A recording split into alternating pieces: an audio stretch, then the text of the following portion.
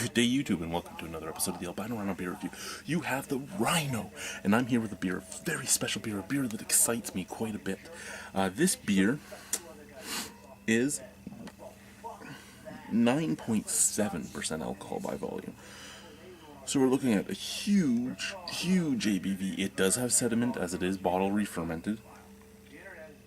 So I'm giving it a spin right now. This is the newest Trappist brewery available right now. There is another new Trappist brewery coming, but this one is the first that is not from the historic regions of Belgium, France, and Holland. This is from Austria. This is Stift Engelszell. Engelszell. I can't fucking do it. It is Gregorius Trappist beer. Gregorius. Now this is named after Abbot Gregor, who was the abbot that moved them to Austria after World War I do believe it was.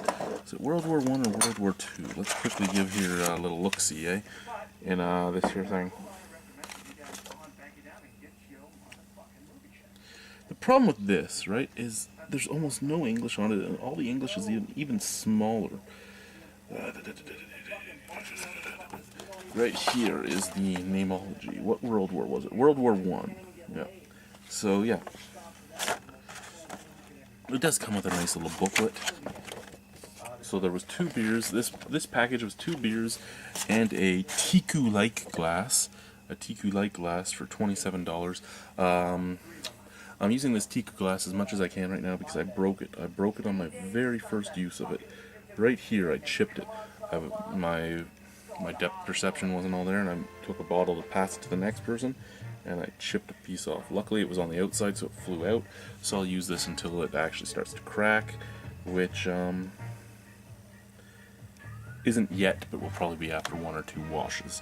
So, again, we have 9.7% alcohol. We have Gregorius. It is made with malted water, malted barley, honey, hops, and yeast. Store cool and dark. May contain sediment. I like sediment, so we're going to be pouring that in. We're not going to be pouring as gently as they suggest. Now, I've never actually poured into one of these glasses very well before for a beer of this type. So we're going to try and see what we can do to not completely head it up. I see what it looks like in their picture. We'll see if it looks like that in mine.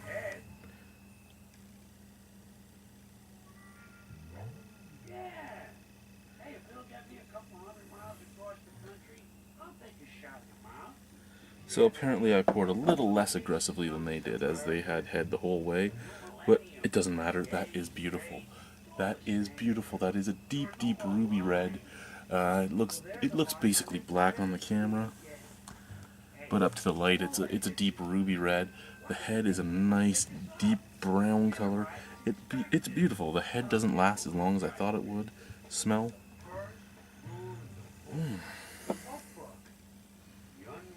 Oh my lord.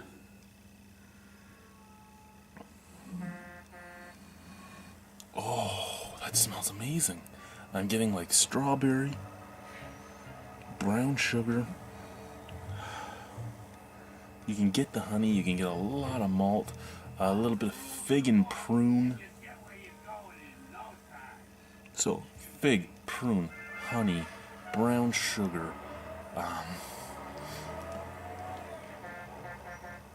a little tartness on the nose as well.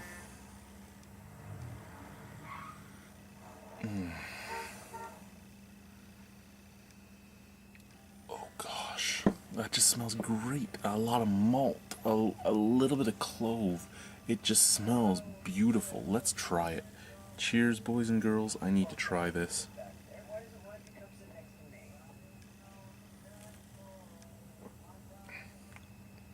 Oh. That is interesting.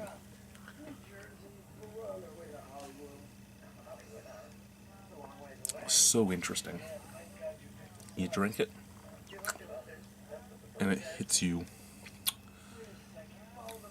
with a pure, unadulterated sweetness.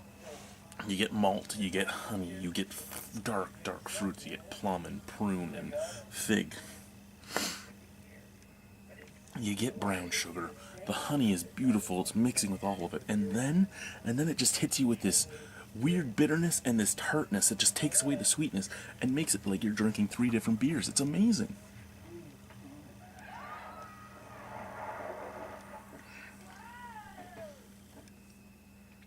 It's like a mix of a Flemish ale, an IPA, and a Scotch ale all at once. It's just so sweet at the forefront, and in the background is long lasting. It's sour. It's sour and it's resinous at the same time. Lots of bitterness on the background, but the bitterness is also cut by this nice tartness. 9.7% alcohol. It's a super dangerous beer. It's not even warming up the throat. It's scary. It's scary that this is 9.7% alcohol and you can't tell. At least I can't tell.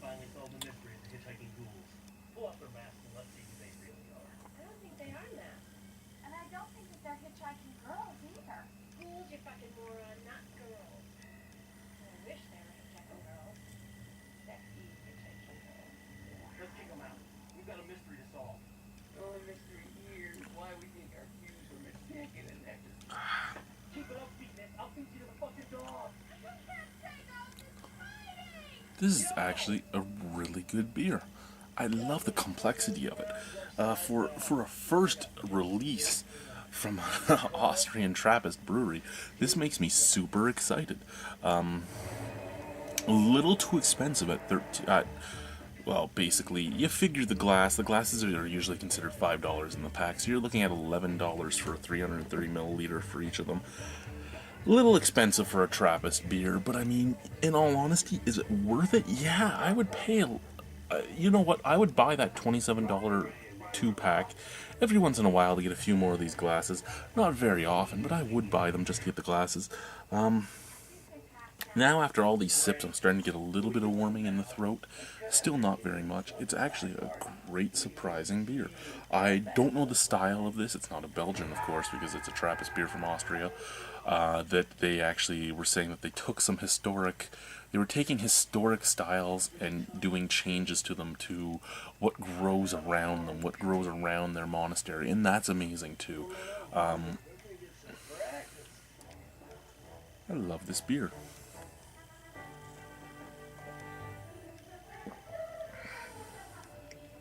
Can I recommend this beer? Yes. If you're a fan of Trappists, I shouldn't even say Trappist. If you're a fan of big, bold Belgian beers, even though this has a few twists to it, this is a great beer to go to. Again, it's like drinking 3 beers in one. I love that tartness. That tartness just cuts the sweetness, and then you're just left with a resininess and a little bit of tartness on the very background, and it lasts. I mean, right now, the taste is still on my tongue. It's a beautiful, beautiful taste. It's a beautiful, beautiful beer. Out of 10, I have to give this beer an 8.75. Gregorius,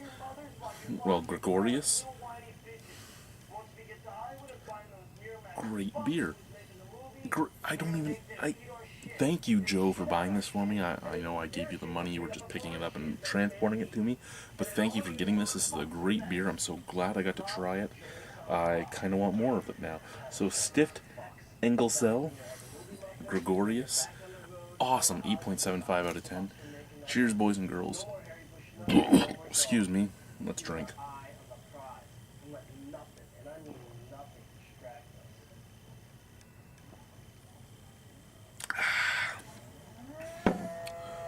Bye.